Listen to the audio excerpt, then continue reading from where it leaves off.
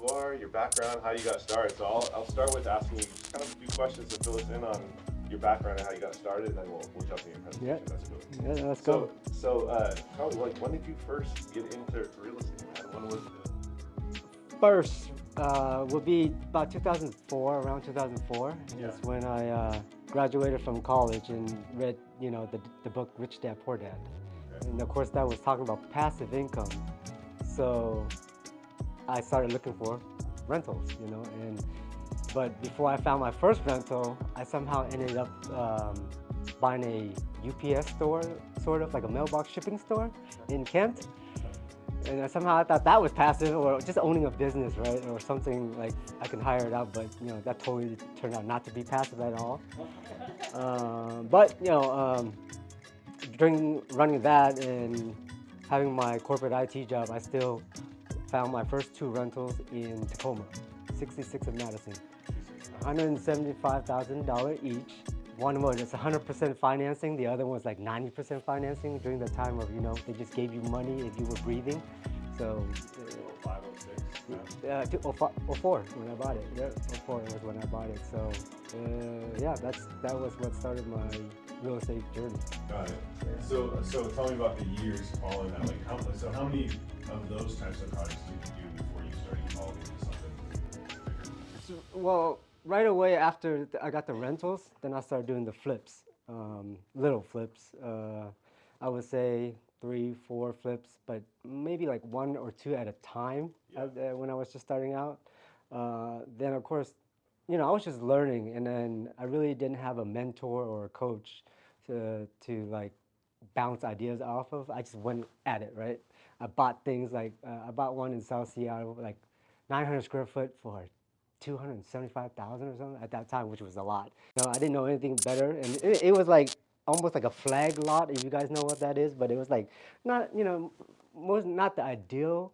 So things like that I didn't know about. I just learned on, as I went along. And so I did some flips. I bought more flips, and then of course 2007, 8 happened, and then I, had a few that I had to hold on to and kept as a rental. Then at that time I was like, man, I gotta get the hell out of real estate. I was like, I just was just done with it, right? Because I thought that was it. That's all the real estate was gonna be over with. And so, during this whole time I was still working at my IT job. So I stuck with that, and I had nothing to do with real estate until 2012. Something, I don't know what it was, that kickstarted me back into like, oh, let's get back into it. And so I started wholesaling again to build up my capital. Then there's this one in Renton, Cascade neighborhood, if you guys are familiar. And this is off of my own marketing that I do. So I used to send out like 20,000 postcards a month, like just, racking up the credit card, but that's what you got to do. I got this one deal off of Renton Cascade for like 77,000, a single Rambler.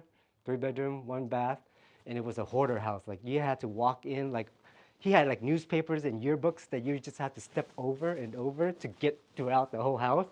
And I guess the guy eventually passed away, and his nephew became the executive of the estate, and he lived out of state, so he just gave me a call and be like, how much you want to offer this for? I'm like, at first I was like 75,000. He was like at 80-something thousand, and I was like, man, what the? I was like, I'm not gonna go back too many times back and forth. 77, okay, let's do it, get it done. And I was like, whoa, this is kind of crazy, right? 77,000, and I was like, so we rehabbed that, and eventually with hard money, of course, and sold that for like 275.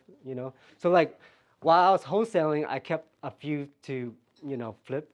And then, of course, eventually the flip, I started doing more flips, 2013, 14, 15. It just, the flips became like, instead of just cosmetic, it became, I was buying a house with the back wall was all gone from the house from a fire. And then I was just, rehabbing that. And then a couple other houses, one that actually made the Seattle Times, where in West Seattle in the Admiral neighborhood, basically was a toxic house because the owner left it like that, and I think that had a fire as well, and so he didn't fix it or anything. So when the agent listed it, he basically you need to sign a form that says you can't sue me for walking into the house. You want to look inside the house, right? That was the most read story of Seattle Times in 2000. I think it was 15 or 16, yeah. I ended up winning it, and I don't know if that's luck or I was just crazy, but I ended up at 427 or something, 427. And my plan was to take it all down to foundation and keep the foundation, save money from foundation work and site work. And eventually we built it up and sold it for oh God, I can't remember. I don't know, it's like 1.5 or 1.7. And it has, probably like 180-degree view of, if you guys ever been over to the Admiral area, you have the view of Seattle skyline, the city, downtown skyline, and Puget Sound.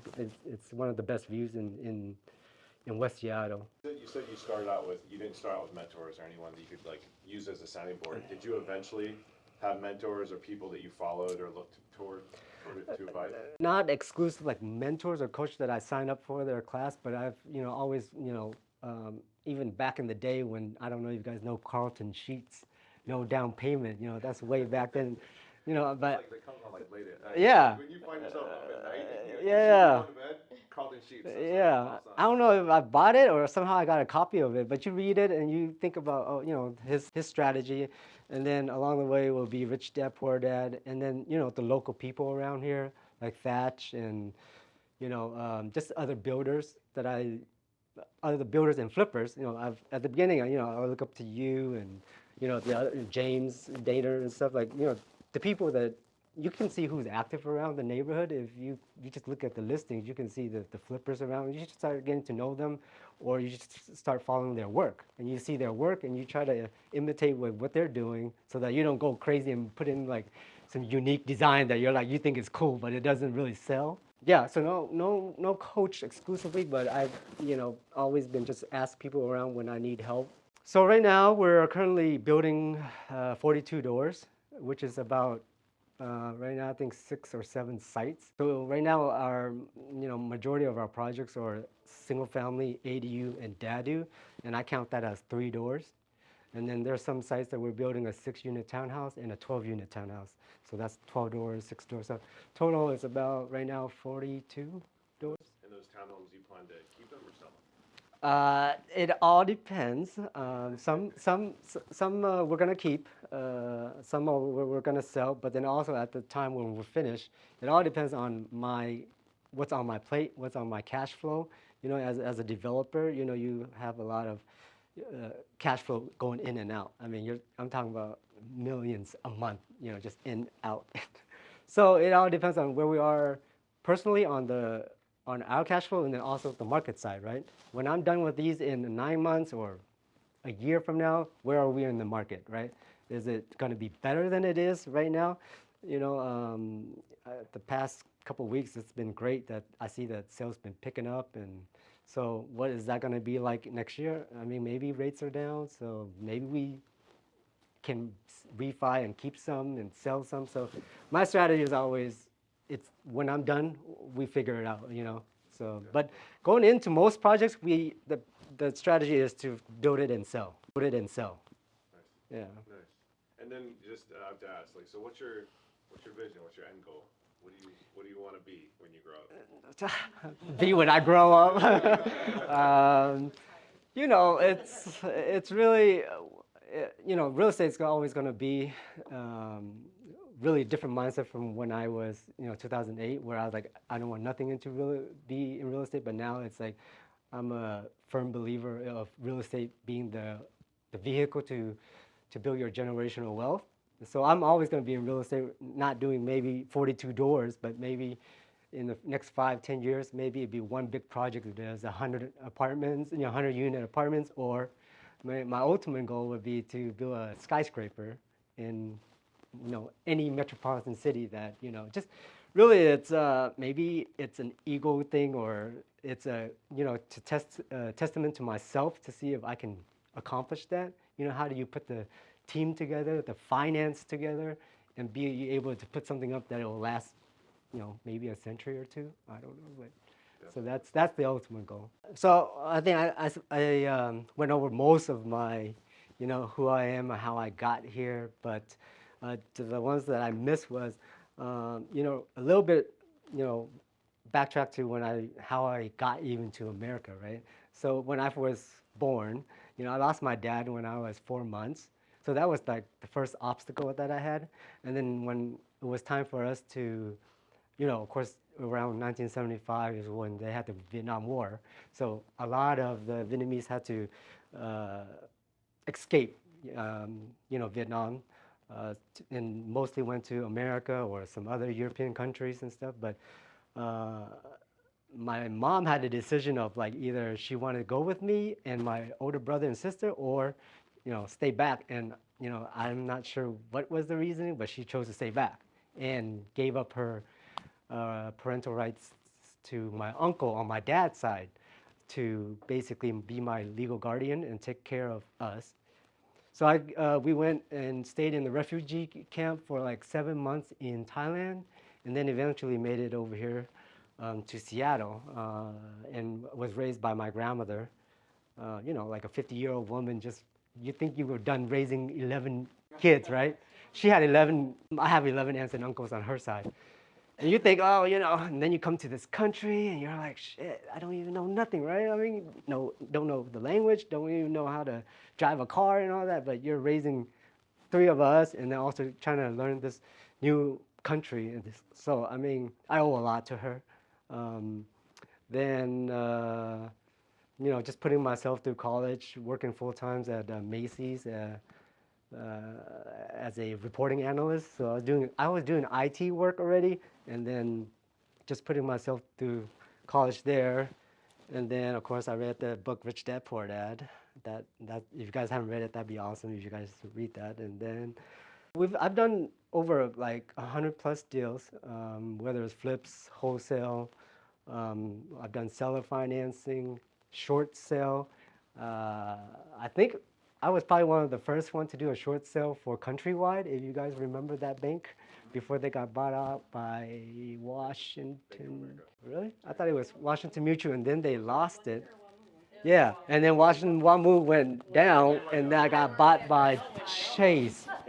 So yeah, it was like one of the first, because I remember the representatives walking me through the short sale process to help this family out of their house in Burien. So it was pretty cool, and I made 25K off of that assignment fee. So if I don't know if you guys are into, or, know anything about wholesaling, but that's one of the good tools to use too. And then Can I ask you a question before you get into the ADU stuff? yeah. So at what point up until that you were doing this all on your own and just contracting work out to like starting to build a team, and how big is your team right now? So the company was my sister and I. We legally formed the company in 2013 of October, and then it was my sister and I, and we just did that until she passed away probably 3 years ago. And so that's when you either gonna run the show yourself or you need help, right? And I think that's that was what the decision factor is. I gotta hire people to scale the business and to help me, right? So eventually I hired the first person I hired was a PM, superintendent, and then the next person was a bookkeeper, and then another person was like another superintendent. So right now we have a total of 5 other employees, and we have an interior designer full-time, and yeah, that's it. Yeah, but we're looking to hire another superintendent as we're trying to take on more. The frustrating thing about developing is you always can plan, oh, I'm gonna start this project in 9 months, but the city doesn't agree with you. They have their own timeline, and so that's the frustrating part is you're thinking, oh, I'm gonna start this construction in 9 months, but the delays in permitting is causing us to like shift, and so that's why I ended up at 42 doors right now, whereas some of the projects that I'm building right now should have done like 3-6 months ago. It's that's why you just got to roll with it and figure it out. And so, how many of you guys know what an ADU is? Dadu. You should all. Yeah, we talk about it. How many have you? How many of you guys sold an ADU or DADU? Like separately from the house, or is it a package? Package. So that's easier. Yeah. What the current law back in before 2020 was that, it had to be owner occupied. You had to have a parking space for the DADU that you built. The square footage hasn't changed much, but it was 1,000. Oh, so when I speak, it's mostly about Seattle and King County, but the majority of other counties, they usually follow King County and Seattle. Then that all changed in 2020 when Seattle passed the law for us to do 2 ADUs in non-owner occupied, and you can condo and sell it separately. And so that opened a floodgate of and that happened at the same time that they passed the MHA fees for the townhouses and LR zonings in Seattle. So on top of the permit fees, the cities charge you per square foot based on the neighborhood of what you're building. So like you build a 5,000 square foot, 5 townhouses, and it's like 5,000, they can charge you $3 to $6 to $10 a square foot. That made most of the builders switch over to this model because this model is quicker in permitting, and you don't have additional fees like that. That really the fees that they charge for the MHA, it takes away most of the profit of most builders, right? Yeah, I know that a lot of people think us builders make this big old margin, but it's pretty tight. When during that time, it was COVID, and if you remember, the lumber prices was like through the roof.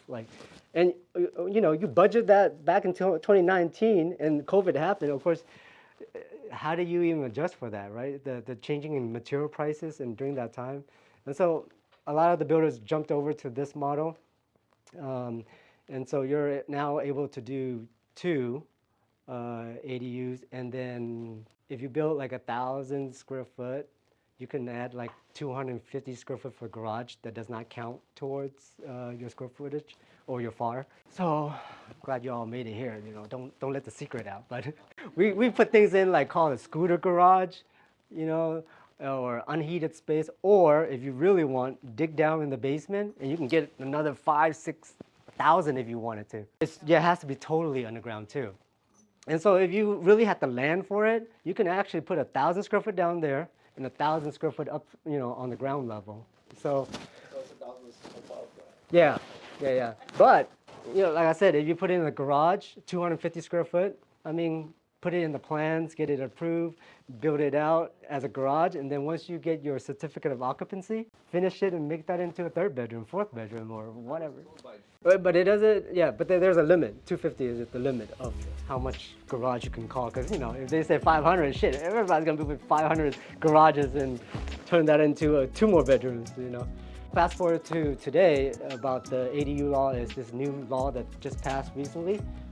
It's a great time right now to be in real estate because of this law that passed, HB 1337. And that's a statewide law, so you guys gotta understand that. Now you're talking about freaking Bellevue, which currently only allows you to do an attached ADU, not even a detached, and then it have to be owner occupied and all this. Well, now that doesn't really matter because they gotta follow this new rule that it's statewide. So you can't prohibit owner occupancy, and basically this law is following what Seattle's been doing for the last 3 years. So it's basically up to every city's comprehensive plan. So and that's usually done every 5 years, I believe. They gotta update their plan for their city, right? What they're planning to do, but the state is mandating that they make this change by 2025. Tread lightly on, don't assume that you can just buy and build a Dadu in the back, because there is a baseline for them to follow, but they also the city might have their own setbacks and, their own guidelines of how they want things. And of course, if any neighborhoods have CC&Rs and HOAs, be aware of that, because those takes precedence over, being able to do this. So right now, I feel comfortable with Seattle and Kirkland because Kirkland's been doing it the last couple years as well. Next one would be, I think Bellevue has to update their plan next year. So they will probably do this, and other cities will follow whenever it's up for them to update their comprehensive plan. Yeah, exactly. It's just it's same as it took time for people in the buyers in Seattle, right? Yeah. I mean, at first they're probably like, what? I have a HOA and I have to, share this, share that. Well, do you want to buy that, or do you have more money to buy a bigger lot and it's all yours? So you're gonna get that pushback in every city, but then again, it comes to you to work your agent skills and be like, well, this is your trade-off, right? You can buy at this price point and share for the next couple years, and then when you're ready to upgrade and you want your own yard, or so it's you're definitely going to see that pushback from the buyers, but it's just another product that buyers can look at versus townhouses and a single family, right? Now you'll have more middle housing that they can look at, and nothing is. I just can't see these as forever homes. These are for when you transition through your life, maybe a couple or a couple with one kid. And so it's definitely not for a family of 5 or 6, So no, that's a different strategy. See, I don't even know why they wouldn't buy it, right? If that was their strategy, I mean, sharing sidewalk or sharing a walkway or things like that shouldn't affect them, I think, so. Yes, different strategies. So what I look for, and what most builders look for, is at least in Seattle, right now, the lot size has to be a minimum of 3,200 square foot for you to develop, and then avoid like environmental critical areas, which is ECA and steep slope, because not that you cannot build on it, it just makes the permitting process a lot longer and construction more difficult to build, because let's just say you have a lot, but a quarter of it or a little 10% of it in the back might have wetlands, then you have to have another 15-foot of buffer. And so you already lost 25% of like your buildable space. And so so just things like that to be aware of. I mean, and then of course trees, we love our trees, and you don't want any trees that sits in the middle of the lot. If it sits in the back close to the property line or in the front of the lot, then that's okay. But if it sits somewhere in the backyard, it's going to be hard for you, because you're going to have to build around the canopy of the tree, not just the trunk of the tree, but the canopy. And we ran into that issue over in First Hill. I wanted to put 3 units on there, but this this tree was humongous, but it sat between the neighbor and I, and basically the fence was splitting the trunk, but the canopy was like this big, and so we ended up having only able to do a SFR and a Dadu. I mean, Seattle has a whole list of exceptional trees and significant trees, and there's like trees you cannot take down based on their species and all that, so you definitely check into that.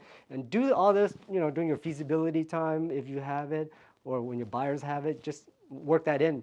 And now you can do feasibility, because you're not getting multiple offers and all that like back in a couple years ago. So every builder would want to tell you close on permits, right? I mean, we would like to close on permits because save us from holding costs. I mean, while we're working on the permits, I mean, but you can always negotiate once we waive feasibility, right? That you guys can get your commission up front, so because once they waive feasibility, the hard money is already non-refundable, or so that's my ideal. But right now, because the city is backed up for you even to go to the city to ask about the lot, you actually Kirkland, you can walk up to the counter now and be able to do that.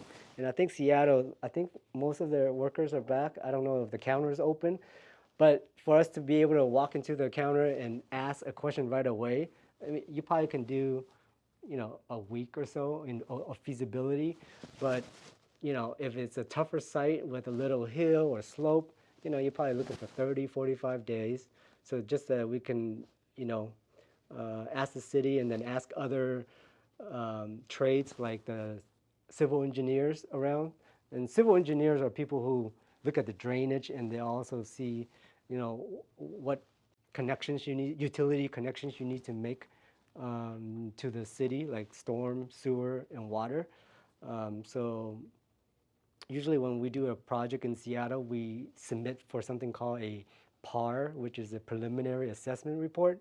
And that's where the city tells you if you need to do an extension or like utility extension and all that. And usually, you need to put in a crosswalk or a handicap ramp or a stoplight. So that report takes about 30 to 45 days in Seattle.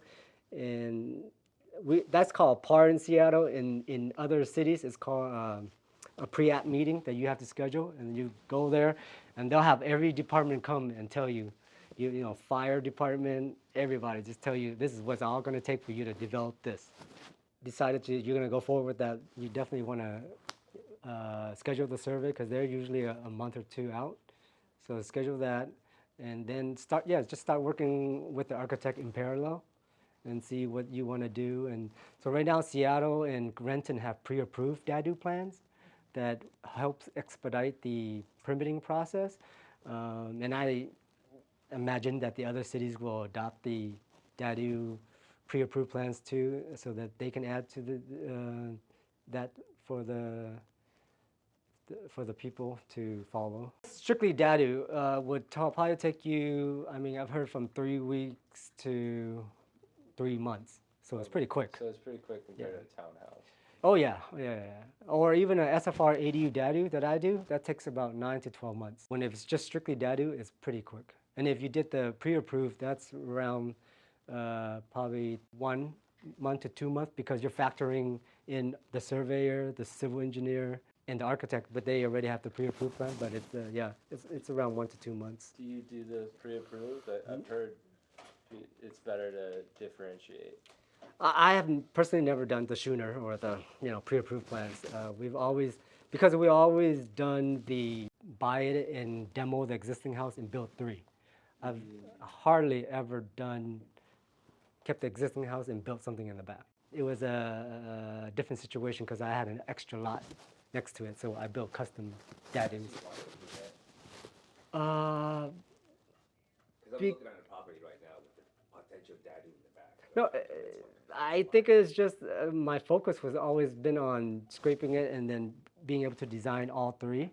Because usually people who do that they only put a DADU in the back. Yeah. They don't put an ADU and a DADU, right? Because you also have to factor in like lot coverage and everything so one of the criteria when you build is depending on the existing footprint of the house, if it's too much that it takes up the allowable lot coverage to build a DADU, so hopefully that existing house takes up,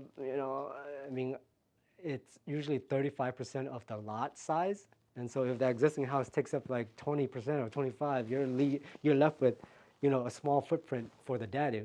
And right now, 20 by 25 is like small for me already, and some people actually put in like, 600, 700 square foot DADUs, and for me, I've always tried to maximize the square footage when I can. If you don't have a tape measure to measure the back of the house to the yard, and you're just guessing, right?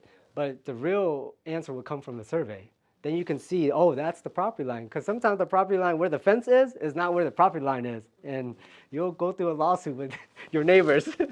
So things like that is for sure is to get the survey. But if you don't have enough time, then take a tape measure and measure from the back of the house to there, and then from the other, I haven't done it personally, but yes, you can, if there was an existing house that sits all the way in the rear yard, you can definitely put a DADU in the front, or if that existing house in the back is 1,000 square foot or smaller, you can put a big single family in the front and an ADU.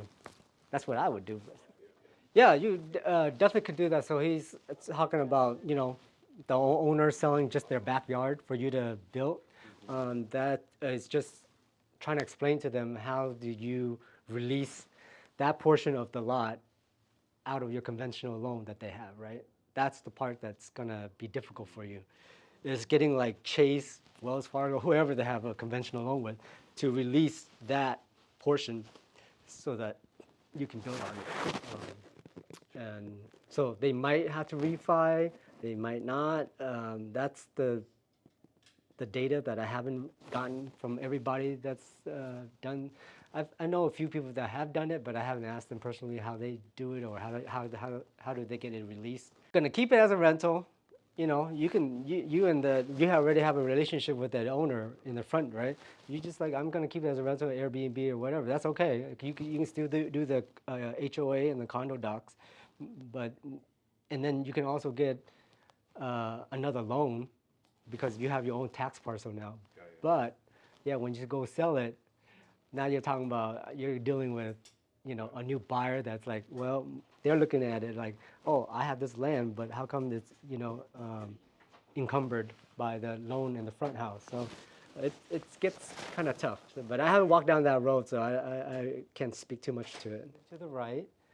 So this is almost like an 8,000 square foot lot. And so to the right, so the plan is my existing house, we're gonna turn that into an actual ADU and build a 2,500 square foot SFR right next to it, attach it by a pantry, and then on the far right of the lot, we're gonna put a 3-bedroom, 2-bath with a garage, Dadu. And you don't see too many 3-bedrooms Dadu in Seattle or freaking anywhere. And a garage. Now, if I turn that garage into a 4th bedroom, so if you imagine, you know, if you're selling these for $650 to $800,000, right?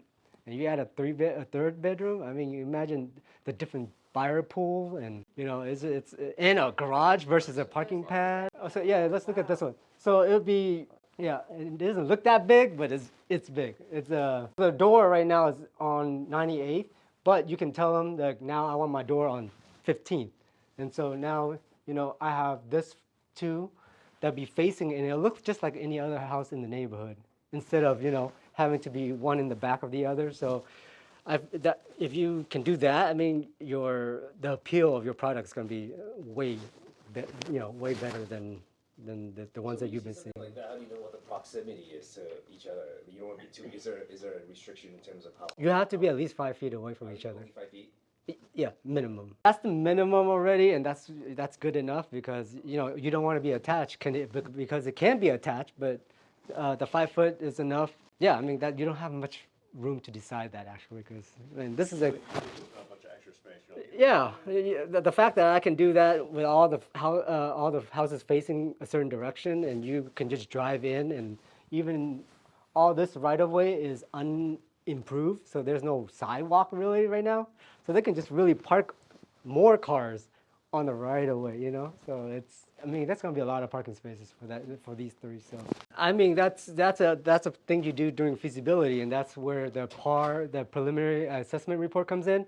Is during that feasibility, they'll tell you if they were gonna make me do some improvement here, but or was it here or something? And then I said, no, I'm gonna use this side as my front door, and they said, okay, you need to sign this covenant for no protest, that in the future, if they want to do something that I can't protest, and, you know, stop them from putting in a sidewalk right here, because there's already a sidewalk on 15th. But this one, yeah. So there is no curb cut because there's no sidewalk right now. I mean, so in the future, if they do sidewalk. ooh, they're gonna put it in. Okay. Oh, they're gonna have to put it in. Yeah. Give you the curb cut, they're just gonna. No, they're gonna put in the curb cut too. Yeah, when they put in the sidewalk. So, and I worked on this. You're asking that they can't like flop. Yeah, exactly. Fox you. I'm like, I'm sorry. You know, they have to provide it. They have to provide Oh yeah, no. One of then your rear yard changes, you know. So basically, if I had kept it like this, my rear yard would have been this, which is very small, anyways. But it switches your rear yard setback, and then I believe there's also another exception of like you can build in your rear yard if it's a corner lot, so you can build into your rear yard too. So, and then because I think this is more than 60 feet wide or 80 feet wide, I could have 2 driveways. Usually they make you have only 1 driveway. I went through a whole lot figuring this out because I was trying to turn it into a Dadu first, but my basement was not fully underground, and man, it was a tough one. But it wasn't. That's why they won't allow it. So I almost like, man, I might have to scrape this thing and build a big one, and then somehow one day I was like, well, why don't we turn this into an ADU and add a SFR? So 8,000 square feet, you can build a 4,000 square foot house, single family, and then another 1,000 SFR ADU and another 1,000. I mean 6,000, but you know, who's gonna buy a 4,000 square foot house and does it pencil out? And how much can you sell a 4,000 square foot attached to another house for even though it's in Maple Leaf, but how, you know, I mean, would you spend $2 million and live right next to somebody, have an HOA? And so that's a market I don't want to test. I'm gonna let some other builders test, and then if that happens, I'm like, okay, it works, so let's do it. But right now, we're just gonna remodel that and sell it and work on finishing the plans to build the other two. Appreciate you taking the Yeah. time and sharing. Yeah. Yeah. Thank you very much. Yeah.